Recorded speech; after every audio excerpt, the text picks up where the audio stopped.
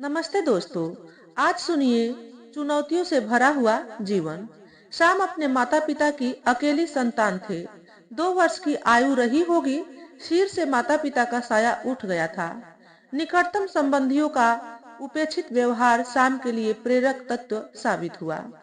कीचड़ में कमल, कांटों में गुलाब और कोयले में हीरे की तरह अभावग्रस्त जीवन में भी श्याम का व्यक्तित्व निखरता गया। प्रतिकूल परिस्थितियों में भी उन्होंने अपना लक्ष्य साध लिया था। आगे निकल पड़े तो फिर मुड़कर पीछे न देखा। जीवन संगिनी उषा भी मानो उनके जीवन में उषा बनकर ही आई थी। गृहस्थी की गाड़ी सुचारू रूप से चल रही थी। 5 संतानों को पाकर दोनों ही बड़े प्रसन्न थे। दोनों भी आदर्श अध्यापक और समाज सेवी थे। मध्यम वर्गीय परिवार का जीवन वैसे भी संघर्षमय होता है, लेकिन अपनी सूझबूझ से परिपूर्ण प्रबंधन शैली से कभी जीवन को अभावग्रस्त न होने दिया। अच्छे संस्कार और उच्च शिक्षा, इन दो दौलतों से अपने बच्चों को सरोबार कर दिया। समाज में दोनों की प्रतिष्ठा थी।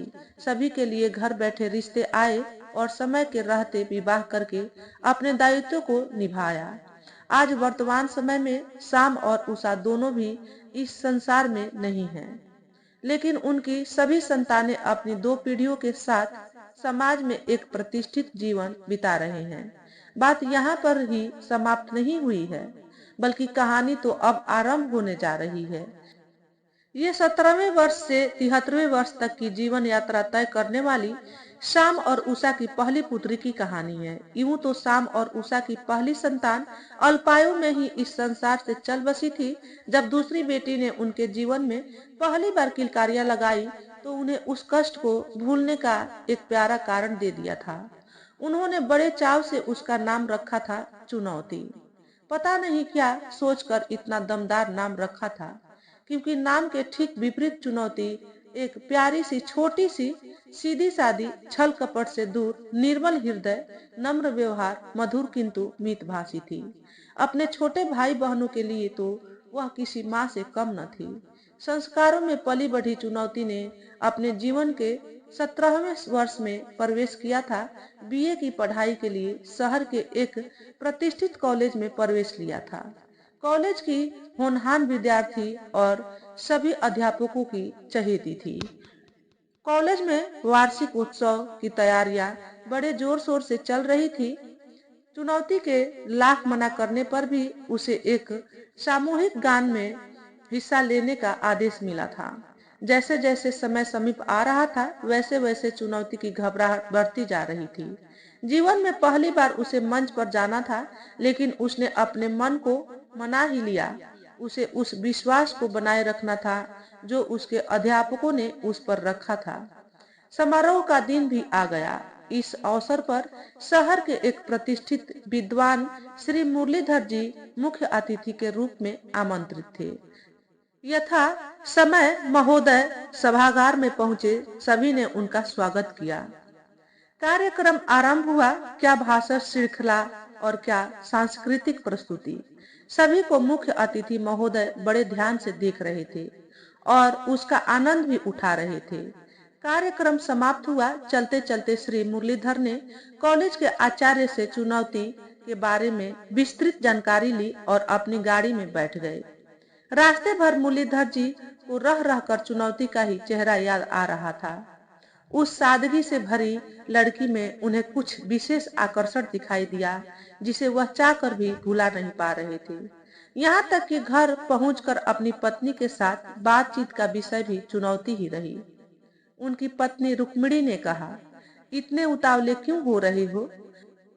अभी रात बहुत हो चुकी है, सो जाओ। जानकारी तो ले ही आए हो। कल सुबह उसके माता पिता से संपर्क करते हैं।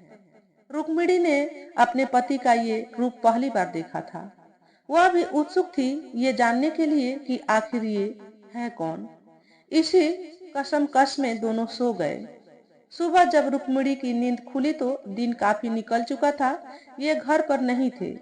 सुबह सुबह कहाँ चले गए, ये सोचते हुए उन्होंने चाय का प्याला होठों से अभी लगाया ही था कि मुरलीधर ने जोर से आवाज लगाई, भगवान, अकेले अकेले ही चाय पियोगी क्या? गर्मा गर्म चाय का एक प्याला मेरे लिए भी तैयार कर दो। और हाँ सुनो, मैंने उस लड़की का पता लगा लिया है।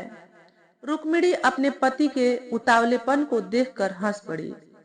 चाय की चुस्की लेते हुए मुरलीधर ने बताया कि उस लड़की के पिता के साथ उनकी बहुत पुरानी पहचान निकल आई। बस परिवार के बारे में नहीं जानते थे, सो वह भी पता चल गया। पत्नी ने कहा, केवल पहेलियां ही बुझाओगे या कुछ बताओगे भी? मुरलीधर ने मुस्कुराते हुए कहा, तुमने भी नाम सुना है शाम और उषा का? उन्हीं की सबसे बड़ी बेटी है चुनौती। बड़े ही नेक दिल और सज्जन लोग हैं। समाज में बड़ा नाम है। शाम की ईमानदारी और सच्चाई की तो चर्चा करते नहीं थकते हैं लोग। कुछ भी कहो, मुझे तो अपने बेटे चेतन के लिए इससे अच्छी जीवन संगिनी और कोई मिल ही नहीं सकती। पत्नी ने कहा, वो सब तो ठीक है, पर वे भी तो इस रिश्ते के लिए माने तब ना। और फिर हमें चेतन की भी तो इच्छा जाननी चाहिए। इतने वर्षों से विदेश में जो रह रहा है। थोड़ी गंभीर मुद्रा में मुरलीधर ने कहा, अपने बेटे पर मुझे पूरा विश्वास है, वो हमारी बात न टालेगा। चुनौती है ही इतनी अच्छी कि चेतन भी इनकार नहीं कर सकेगा। अब रही शाम की बात, हम उससे बात करेंगे। हमारे परिवार को शाम बहुत अच्छी तरह से जानते हैं। और फिर इतने भले परिवार में अपनी लड़की देने से भला कोई क्यों इनकार करेगा? और फिर हमारा चेतन भी तो किसी बात में कम नहीं है। मुझ पर विश्वास रखो, सब ठीक हो जाएगा। रुक्मिणी एक हल्की सी मुस्कान बिखेरती हुई अपने काम में लग गई। अरे सुनती हो, कहाँ हो तुम? घर में कदम रखते ही सामने आवाज लगाई अपनी पत्नी को। उषा ने भी जवाब में अपनी आवाज जरा ऊंची कर दी। आती हूँ, आती हूँ, जरा सब्र तो करो। अरे सब्र ही तो नहीं होता, बात ही कुछ ऐसी है, तुम भी सुनोगी तो तुम्हारे भी सब्र का बांध टूट जाएगा।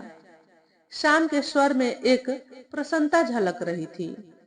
और इसके बाद शाम ने अपनी पत्नी को मुरलीधर जी का कॉलेज के समारोह में चुनौती को देखकर उसे पसंद करना, कॉलेज के आचार्य से उसकी जानकारी प्राप्त करना, अपने साथ भेंट और उनके बेटे चेतन के साथ चुनौती के विवाह की प्रस्ताव की बात, सब कुछ एक सांस में कह दी।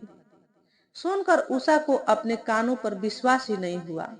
उन्होंने तो कल्पना भी नहीं की थी कि उनकी बेटी के लिए इतना शानदार रिश्ता वह भी घर बैठे मिल जाएगा।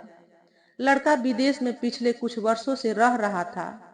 अच्छी नौकरी, ऊंची तनख्वाह, आकर्षक व्यक्तित्व, संभ्रांत परिवार और जाने पहचाने लोग, और क्या चाहिए था? शाम और उषा के लिए ना कहने का कोई कारण ही न था। उधर चेतन को चुनौती का चित्र भेजा गया। देखकर चेतन ने भी अपनी स्वीकृति जता दी। दोनों परिवारों के बीच बातचीत हुई और सुविधाजनक दिन देखकर रिश्ता तय कर दिया गया। दोनों ही परिवार वाले विवाह को अधिक दिनों तक टालना नहीं चाहते थे। चेतन से बात की, वह भी परिस्थितियों को समझते हुए 1 महीने की छुट्टी लेकर भारत आ गया। दोनों परिवारों में शादी की तैयारियां बड़े ही उल्लास के साथ होने लगी। समय कम था पर कोई कमी नहीं रखना चाहते थे, क्योंकि दोनों ही परिवार में ये पहला ब्याह था। विवाह का दिन भी आ गया। बारात के स्वागत के लिए बढ़िया प्रबंध किया गया। बड़े ही उत्साह और उमंग के साथ विवाह की सारी रस्में पूरी हुई। विदाई का समय आ गया। बड़े भारी मन से शाम और उषा ने चुनौती को अपने घर से विदा किया। विवाह के बाद कुछ समय तक भारत में रहकर चेतन वापस विदेश चले गए, क्योंकि चुनौती विवाह के समय बीए तृतीय वर्ष में थी। इसलिए उसकी पढ़ाई पूरी होने के बाद ही उसे विदेश भेजाने का तय किया गया। और फिर वीजा की भी तो औपचारिकता पूरी होनी थी। यद्यपि चेतन ने विदेश पहुंचते ही वीजा के लिए कागजात भेज दिए थे, लेकिन कार्यवाही में अपेक्षा से अधिक समय लगता देखकर मुरलीधर ने बीए परीक्षा के सुपरिणाम के आते ही समय को व्यर्थ किए बिना चुनौती को एमए में प्रवेश दिला दिया। वे चाहते थे कि चुनौती जितना अधिक यहाँ से पढ़कर जाएगी उतना ही अच्छा होगा, ताकि उसे वहां जाकर काम मिलने में कोई कठिनाई ना हो। चुनौती ने भी अपने सास ससुर की बात को ठीक जानकर पढ़ाई में अपना मन लगा लिया। उन दिनों अंतर्राष्ट्रीय फोन की उतनी सुविधा तो थी नहीं। दोनों के बीच पत्र व्यवहार ही होता था। एक ओर चुनौती और चेतन के बीच संपर्क लगातार बने रहे थे, दूसरी ओर चुनौती ने अपने मधुर व्यवहार से ससुराल वालों का मन जीत लिया था। विवाह को हुए 2 वर्ष बीत गए, लेकिन चुनौती के विदेश जाने की बात आगे बढ़ नहीं रही थी। लोगों में कानाफूसी होने लगी कि चेतन ने शायद विदेश में दूसरा ब्याह कर लिया होगा। चुनौती की स्थिति ऐसी थी कि किसी से न कुछ कहते बनता था, न पूछते भीतर ही भीतर बड़ी घबराई सी रहती थी। ये सुनकर तो शाम और उषा की सांसें फूलने लगी। दोनों ने मुरलीधर और रुक्मिणी से बात की। दोनों ने आश्वासन दिया कि ऐसा कुछ नहीं है, बल्कि उन्होंने चेतन से दोनों की बात फोन पर करा दी। मुरलीधर ने कहा कि चुनौती अब उनकी बेटी है, उनकी जिम्मेदारी है और वे कभी उसका बुरा होने नहीं देंगे। समय बीतता जा रहा था। इस बीच मुरलीधर को किसी सम्मेलन में शहर से बाहर भोपाल जाना पड़ा। रात की गाड़ी थी। शाम भी उन्हें छोड़ने स्टेशन गए थे। चलते चलते भी मुरलीधर ने शाम को चिंता न करने के लिए कहा। गाड़ी निकल पड़ी, पर कोई नहीं जानता था कि नियति क्या खेल खेल रही है। अगले दिन रोज की तरह रुक्मिणी समाचार पत्र पढ़ रही थी कि अचानक फोन की घंटी बजी। उन्हें लगा जरूर मुरलीधर जी का ही होगा। पहुंचने की खबर देने के लिए फोन किया होगा। जैसे ही फोन का चोंगा उठाया और उधर से बोलने की आवाजें आने लगी, चोंगा उनके हाथ से गिरा, पास पड़े पलंग पर धम से बैठ गई और चुनौती को आवाज लगाई। चुनौती दौड़ती हुई आई और सास की दशा देखकर पहले तो उन्हें शांत कराया और पूछने लगी कि किसका फोन था और क्या कहा। रुक्मिणी बहुत ही शांत और संयमी स्वभाव की महिला थी। तुरंत संभल गई और बड़े ही संतुलित स्वर में कहा, चुनौती, अभी अभी गणपत का फोन आया था। कौन? वही गणपत जो बाबूजी के साथ सम्मेलन में गए थे। आश्चर्य से चुनौती ने पूछा। हाँ, उन्हीं का था। कहा कि चेतन के बाबूजी की तबीयत अचानक बिगड़ गई और उन्हें वहीं के किसी स्थानीय अस्पताल में भर्ती कराया गया है। मुझे अगली रेलगाड़ी से पहुंचने को कहा है। इतना कहकर वह रुआंसी सी हो गई। चुनौती ने माँ जी को संभाला और तुरंत अपने माता पिता को भी बुलवा लिया। शाम ने अपनी समधन के जाने के सारे प्रबंध भी कर दिए और साथ में स्वयं वे भी भोपाल के लिए निकल पड़े। भोपाल पहुंचते ही शाम और रुक्मिणी स्टेशन से सीधे अस्पताल पहुंचे। वहां जाने के बाद पता चला कि मुरलीधर जी का हृदय गति रुक जाने से कल ही देहांत हो चुका था। शव को वापस घर ले जाने का कोई औचित्य न जानकर भोपाल में ही बड़े सम्मान के साथ अंत्येष्टि कर दी गई। सभी संबंधियों और मित्रों को सूचित कर दिया गया था। चेतन भी सूचना मिलते ही पहुंच गए थे। कुछ समय माँ और पत्नी के साथ समय बिताकर वापस विदेश चले गए। मुरलीधर जी के देहांत के कुछ महीनों बाद ही चुनौती के भी विदेश जाने का दिन आ गया। इस बीच चुनौती ने एमए की उपाधि भी प्राप्त कर ली थी। रुक्मिणी सोच सोचकर दुखी हो रही थी कि मुरलीधर के जीवित रहते में यदि चुनौती विदेश चली गई होती तो सबसे अधिक प्रसन्न वे ही होते थे। खैर, होने को कौन टाल सकता। निश्चित तारीख पर चुनौती विदेश के लिए निकल पड़ी। सास के साथ रहते रहते एक अटूट बंधन बंध गया था। उनसे आज उन्हें छोड़कर जाने का चुनौती को दुख तो बहुत था, लेकिन विवाह के लगभग 3 वर्षों के बाद अपने पति के साथ एक नई दुनिया बसाने का अवसर मिल रहा था। विमान में बैठी बैठी चुनौती अपने भविष्य के रंगीन ताने बाने बुनने लगी। उधर चुनौती के चले जाने से रुक्मिणी घर में अकेली हो गई। चुनौती के रहने से घर में एक रौनक सी थी। चेतन के पिता तो उन्हें बीच मझधार में छोड़कर चले गए थे। अब तो बस यादें ही शेष रह गई थी। मुरलीधर जी के फोटो के सामने खड़ी वह कहने लगी, इतनी जल्दी भी क्या थी जाने की? कम से कम चुनौती के एमए उत्तीर्ण होने और उसके विदेश अपने पति के पास जाने की खुशियां तो देख लेते। उन्हें इस बात की तसल्ली थी कि उनके जीते जी चुनौती वहां पहुंच गई जहां उसे बहुत पहले जाना था। पल घंटों में, घंटे दिनों में, दिन महीनों में और महीने वर्ष में बीत गए। 4 वर्ष के बाद चेतन और चुनौती को पुत्र प्राप्ति हुई। उन दोनों ने रुक्मिणी को भी विदेश बुला लिया। बहुत प्रसन्न थी रुक्मिणी अपने पोते के साथ। बस उसे एक ही बात का दुख था कि मुरलीधर जी इन प्रसन्नताओं में सम्मिलित न थे। बच्चों के साथ मन तो लग गया था, किंतु विदेश का वातावरण और जलवायु उनके स्वास्थ्य के अनुकूल न था। अतः कुछ समय रहकर रुक्मिणी वापस स्वदेश लौट गई। कुछ वर्षों के अंतराल के बाद चुनौती ने दूसरे पुत्र को जन्म दिया। वनवास भोगी चुनौती के जीवन में जैसे खुशियों की बहार सी आ गई। एक ओर चुनौती को एक अच्छी नौकरी मिल गई थी, तो दूसरी ओर चेतन को भी काम में उन्नति मिलने लगी। कुछ समय बाद चेतन ने अपना निजी व्यापार आरंभ किया। देखते ही देखते व्यापार चमक उठा और चेतन शहर के जाने माने धनवानों में गिने जाने लगे। अपनी इस सफलता और सौभाग्य का श्रेय चुनौती को देते थे। कहते न थकते थे कि चुनौती के कारण ही उनके भाग्य के द्वार खुल गए। इस अंतराल में रुक्मिणी एक बार और विदेश हो आई थी। बढ़ती आयु और बिगड़ता स्वास्थ्य दोनों ने एक दिन उन्हें भी इस संसार से विदा कर दिया। हर बात में, हर काम में चेतन चुनौती को प्रोत्साहित करते थे, उसका उत्साह बढ़ाते थे।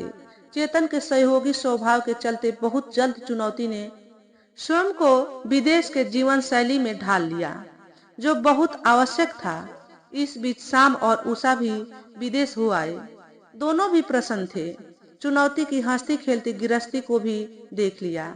चेतन तो अपने व्यापार में व्यस्त रहते थे, लेकिन चुनौती अपनी नौकरी के साथ साथ बच्चों की परवरिश और गृहस्थी के उत्तरदायित्व को बड़ी कुशलता के साथ संतुलित किए हुई थी। सभी का जीवन सुचारू रूप से चल रहा था। चेतन का समाज के ऊंचे लोगों में उठना बैठना था। उनका अपना एक सामाजिक दायरा था और एक थी मित्र मंडली। सभी एक से विचार रखते थे, एक सा दृष्टिकोण था। आए दिन उनके घर पर महफिलें जमती थी, जिसमें चुनौती एक कुशल आतिथ्य की भूमिका निभाती थी। पर किसी ने कल्पना तक नहीं की थी कि अभी भी चुनौती के जीवन पर दुखों के काले बादल मंडरा रहे हैं। समय बीतता गया और समय के परिवर्तन के साथ साथ चुनौती को चेतन के व्यवहार में भी एक अजीब सा परिवर्तन अनुभव होने लगा। जो चेतन चुनौती के हर काम की, हर बात की प्रशंसा करते न थकते थे, आज उसकी हर बात में कमियां निकालने लगे। बात बात पर खींच, हर समय क्लेश दिन प्रतिदिन बढ़ता ही जा रहा था। चुनौती समझ नहीं पा रही थी चेतन के इस बदलते व्यवहार को। इस बीच चुनौती ने अनेकों बार कारण जानने का प्रयास किया, पर चेतन थे की बात करना तो दूर, उससे दृष्टि तक नहीं मिलाते थे। क्या व्यापार घाटे में चल रहा है या फिर स्वास्थ्य ठीक नहीं है? ऐसे अनेकों प्रश्न चुनौती के मन में उठ रहे थे। ये सिलसिला 2 वर्ष तक चलता रहा। चुनौती के स्वास्थ्य पर इसका कुप्रभाव पड़ने लगा। बच्चे बड़े और समझदार हो रहे थे। अपने पिता के इस रवैये से वे भी परेशान थे, पर पूछने का साहस न जुटा पा रहे थे। अपनी माँ से दोनों को भी सहानुभूति थी। बड़ा बेटा तो इस वातावरण से तंग आकर हॉस्टल में रहने चला गया। छोटा तो इतना बड़ा भी न था कि अपने बड़े भाई की तरह अपना प्रबंध स्वयं कर ले। आखिर एक दिन चुनौती ने साहस जुटाकर चेतन के एक बहुत ही अंतरंग मित्र से चेतन के बारे में बात की। उसके बाद जो कुछ भी मित्र ने बताया, उसे सुनकर जैसे चुनौती के पैरों तले जमीन ही खिसक गई। पिछले 2 वर्षों से जिस मानसिक तनाव से चुनौती गुजर रही थी, वही दशा मित्र की भी थी। और फिर उनके मित्र ने बताया कि किस तरह चेतन और उसकी स्वयं की पत्नी एक दूसरे से आकर्षित हैं। जब मित्र को पता चला तो उन्होंने अपनी पत्नी को बहुत समझाया, लेकिन उनकी आंखों पर तो जैसे प्रेम का भूत सवार था। मित्र के भी 2 संतानें थी, पर उनकी पत्नी को उनकी भी कोई चिंता न थी।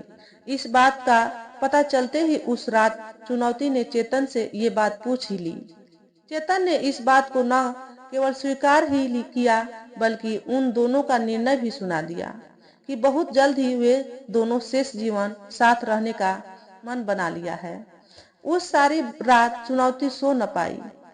सुबह जब उठी तो आंखें लाल थी, शायद रात भर जागने के कारण या फिर रोने से। सुबह छोटा बेटा तो स्कूल चला गया। चाय की टेबल पर चुनौती ने चेतन से बड़े ही रूधे गले से पूछा, चेतन, मुझ में क्या कमी है और मुझसे ऐसी क्या भूल हो गई जिसकी मुझे इतनी बड़ी सजा दे रहे हो? क्या माँ जी और बाबूजी जीवित होते तो तब भी तुम यही करते? चेतन कुछ देर तक तो चुनौती को एकटक देखते रहे और फिर अपनी चुप्पी तोड़ते हुए कहा, मुझे तुमसे कोई शिकायत नहीं है और ना ही तुमसे कोई भूल हुई है। तुम एक अच्छी पत्नी हो, एक अच्छी माँ हो, लेकिन मुझे वो बहुत अच्छी लगने लगी है और हम दोनों एक दूसरे को बहुत चाहने लगे हैं और अब हम अपने निर्णय से पीछे नहीं हटने वाले। अपना कड़क निर्णय सुनाते हुए उठे और तैयार होने चले गए। उस रात चेतन से उसने दबी आवाज में पूछा कि क्या ये संबंध उसके विदेश आने से पहले से चल रहा है? नहीं। संक्षिप्त सा उत्तर देकर चेतन चुप हो गए, किंतु इस छोटे से शब्द ने बहुत कुछ कह दिया था। अभी पिछले वर्ष की ही बात है। दिवाली की एक शानदार पार्टी रखी थी चेतन ने अपने घर पर। दोनों पति पत्नी मन लगाकर तैयारियां कर रहे थे। अचानक चेतन ने पूछा, अच्छा बताओ, कल के दिन यदि किसी और पर मेरा मन आ गया तो तुम क्या करोगी? उसी मजाकिया स्वर में चुनौती ने कहा कि मुझे पूरा विश्वास है ऐसा कुछ ना होगा। यदि हुआ तो तुम्हारे मन को कस कर पकड़ लूंगी, किसी और के पास जाने ना दूंगी। ये एक ही नहीं बल्कि अतीत में घटी ऐसी अनेक घटनाएं और उनकी वो उलझाने वाली बातें आज चुनौती को एक एक करके याद आने लगी। स्वयं पर ग्लानि हो रही थी कि वह चेतन के इरादे भांप क्यों न सकी। आज कई प्रश्न चुनौती के मन को झकझोर रहे थे। क्या वह स्वयं इतनी नादान थी या फिर चेतन कुछ अधिक ही चालाक निकले? अपने विवाह, परिवार और गृहस्थी को बचाने के लिए चुनौती ने अपने पति को समझाने के अनेकों प्रयत्न किए, लेकिन सफल न हो सकी। 2 वर्ष तक दोनों एक ही छत के नीचे दो अलग अलग जीवन जी रहे थे। बड़े बेटे ने माँ के पक्ष में एक बार क्या कह दिया कि उसने बेटे का घर में आना जाना ही बंद कर दिया। चुनौती आखिर माँ थी। चेतन से छुपकर घर के बाहर अपने बेटे से मिलती थी। इसके बाद का जीवन तो चुनौती के लिए नारकीय बन गया, क्योंकि अब तक तो ये बात छुपी थी, पर जैसे ही पता चली उसके पति निडर हो गए। अब तो चुनौती के सामने भी उससे प्रेम वार्तालाप करने में संकोच न करते, जैसे उन्हें अनैतिक संबंधों को निभाने का लाइसेंस मिल गया हो। पल पल अपमान का घूंट पीती चुनौती को समझ न आ रहा था कि वो क्या करे। माँ जी और बाबूजी से हिम्मत मिल सकती थी, पर वे इस दुनिया से ही चले गए। यदि जीवित होते तो पता नहीं उन पर क्या बीतती। माता पिता से कहने की हिम्मत न जुटा पा रही थी। यदि सुनकर वे सहन न कर पाए तो कहीं ऐसा ना हो कि अपने माता पिता को भी खो दे। नहीं नहीं, ये विचार आते ही उसकी रूह कांप उठती थी। कभी कभी तो चुनौती चेतन से बहस करने लगती थी, क्योंकि वो इतनी आसानी से हार मानना नहीं चाहती थी। पर अब उसने चुनौती को मानसिक प्रताड़नाएं देना आरंभ किया। चेतन को चुनौती के साहस को तोड़ने का एक अच्छा शस्त्र मिल गया, और वह था पैसों के लिए उसको परेशान करना। क्योंकि चुनौती का वेतन अधिक न था, इसलिए कुछ सीमा तक वह आर्थिक रूप से चेतन पर निर्भर थी।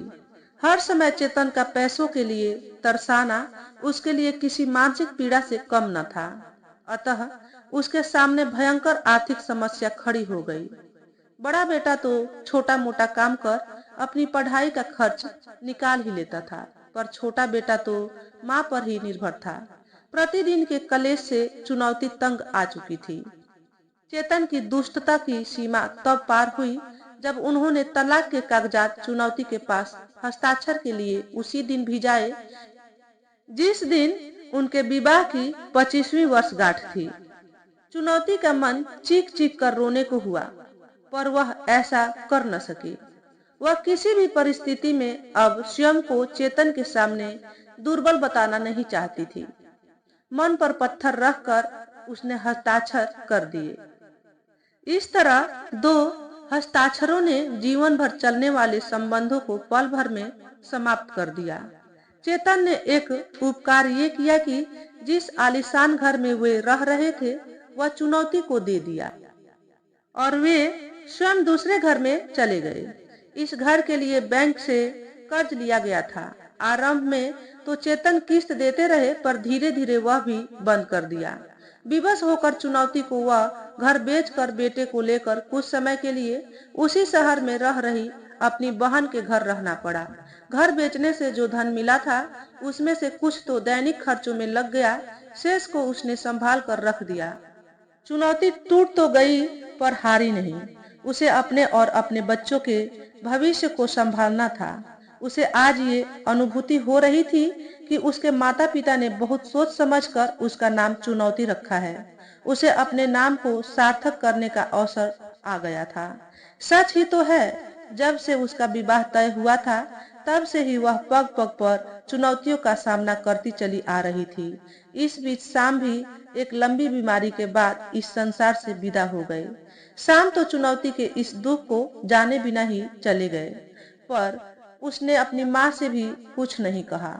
चुनौती के सामने एक बहुत बड़ा प्रश्न था, अपनी आर्थिक दशा को कैसे दृढ़ करे, कब तक अपनी बहन के घर रहती। इसलिए एक और जगह पार्ट टाइम नौकरी करने लगी। इससे उसकी आय कुछ और बढ़ गई। छोटा बेटा भी कुछ छोटा मोटा काम करके अपनी माँ का हाथ बटाना चाहता था, लेकिन चुनौती ने उसे केवल अपनी पढ़ाई पर ध्यान देने के लिए कहकर काम करने से मना कर दिया। दिन रात परिश्रम करके बेटे ने अपनी पढ़ाई पूरी की। उसे एक काम भी मिल गया। इधर चुनौती ने भी जी जान लगाकर कुछ पैसे जमा किए। पहले के पैसे तो थे ही और बड़े बेटे की सहायता से एक छोटा सा मकान भी खरीद लिया। समय पंख लगाकर उड़ने लगा। दोनों बेटे अपनी पढ़ाई पूरी करके अच्छी नौकरियों पर लग गए। दोनों ने अपने पसंद के जीवन साथी का चयन करके अपनी अपनी गृहस्थी बसा ली। दोनों बेटों के घर दो दो संतानें का आगमन हुआ। चुनौती का तो जीवन जैसे खुशियों से भर गया। आज चुनौती 73 वर्ष में प्रवेश कर चुकी है। दोनों बेटे अपने परिवार के साथ सुखी जीवन बिता रहे हैं। चुनौती अकेले ही रहती है। जब जब जिस बेटे को उसकी सहायता की आवश्यकता आन पड़ती है उसके यहाँ चली जाती। जीवन के इस पड़ाव पर पहुंचकर भी चुनौती दो दो स्थानों पर काम करती है। व्यस्त रहती, चुस्त रहती, तंदुरुस्त है और प्रसन्न है। उसने समाज को ये प्रमाणित कर दिया कि जहाँ चाह वहाँ राह। वह नितांत अकेली होकर भी अकेली न थी, क्योंकि उसके साथ उसके बड़ों का आशीर्वाद और शुभचिंतकों की शुभकामनाओं के अतिरिक्त उसका अपना आत्मविश्वास, आत्मसम्मान, साहस और प्रतिकूल परिस्थितियों से उत्पन्न चुनौतियों का सामना करने की क्षमता, ये सब उसके साथ थे। आज चुनौती को अपने जीवन से कोई शिकायत नहीं है। उसे एक आत्मसंतुष्टि है कि उसने हर चुनौती को हरा दिया और स्वयं जीत गई। उसे इस बात पर गर्व है कि बड़ी समझदारी के साथ माँ और पिता दोनों का दायित्व अकेले ही निभाने में वह पूरी तरह से सफल हो गई। ये केवल चुनौती की व्यक्तिगत कहानी नहीं है, बल्कि चुनौती समाज की उस महिला वर्ग का प्रतिनिधित्व करती है जो परित्यक्ता है और जिनका जीवन भी चुनौतियों से भरा हुआ है। समाज परित्यक्ता को आदर की दृष्टि से नहीं देखता, पर लोग ये क्यों भूल जाते हैं कि ऐसी महिलाओं को भी सम्मान के साथ जीने का उतना ही अधिकार है जितना कि अन्य स्त्रियों को। तो दोस्तों, आज की वीडियो में बस इतना ही। अगर आपको हमारे द्वारा बताई गई कहानी थोड़ी सी भी अच्छी लगी हो तो वीडियो को लाइक और शेयर करें। चैनल पर पहली बार आए हो तो चैनल को सब्सक्राइब करके बेल नोटिफिकेशन को ऑल पर सेट कर लें, ताकि आपको ऐसे ही अच्छे अच्छे वीडियो देखने को मिले। हमेशा खुश रहें, हमेशा स्वस्थ रहें। वीडियो देखने के लिए आपका बहुत बहुत धन्यवाद।